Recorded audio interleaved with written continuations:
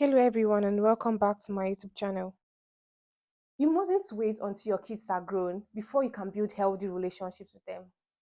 As a matter of fact, it has been scientifically proven that the age to build healthy relationships with your children. Is when they are between 6 and 24 months. And now you might be wondering why this age range. I mean, they can barely speak nor understand. However, this is the age that they are able to start recognizing familiar voices and faces. And this is also the age where they start to build trust. The type of people your children will be in the relationships they are going to have in their adulthood is a reflection of the attachment style they shared with you when they were kids. There are four main types of attachment styles that will determine how people love, trust, and handle disappointment. Let's start with the anxious attachment. Looking at the love life of Anita, Anita is overly concerned and overwhelmed when she doesn't get a text or call from her boyfriend. She sits next to the phone for hours, her heart racing every minute, hoping that he will call her back. Now he finally does, and she's relieved, but only for a second, because she begins to overthink the text. She picks up her phone and immediately calls him and begins to ask several questions. Do you really love me? Were you actually sleeping? Do you really love me? Were you with another woman? Now, before you join him in calling her insecure, consider the fact that Anita might just be a girl who had an anxiously attached relationship with her mother. Anita's caregiver, which is her mom in this instance, was very unstable.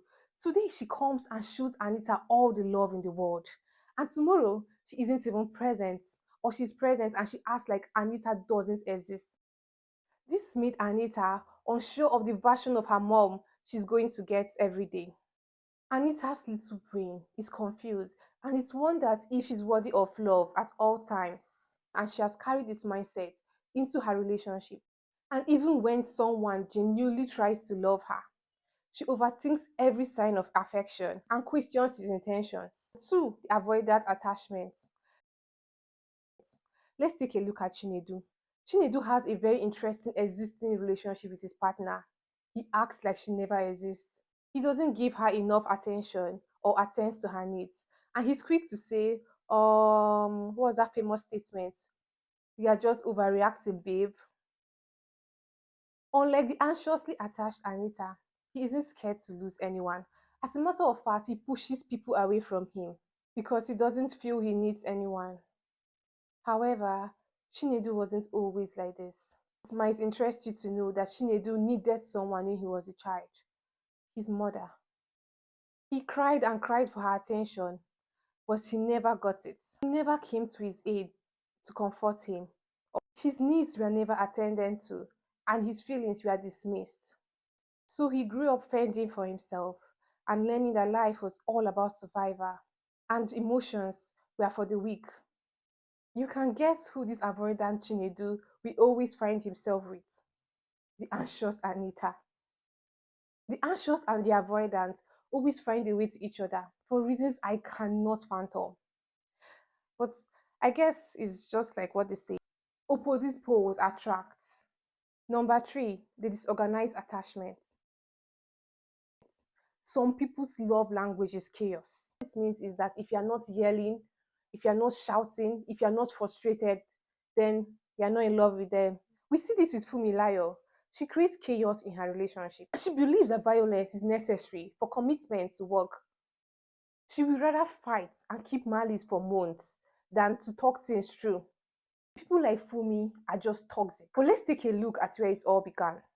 Little Fumi was a child that wanted love and attention from her caregiver like any other child. But she was beaten and isolated for making the smallest of mistakes. She was emotionally, physically, and even sexually abused. She was told she wasn't good enough and was nothing more than a punching bag.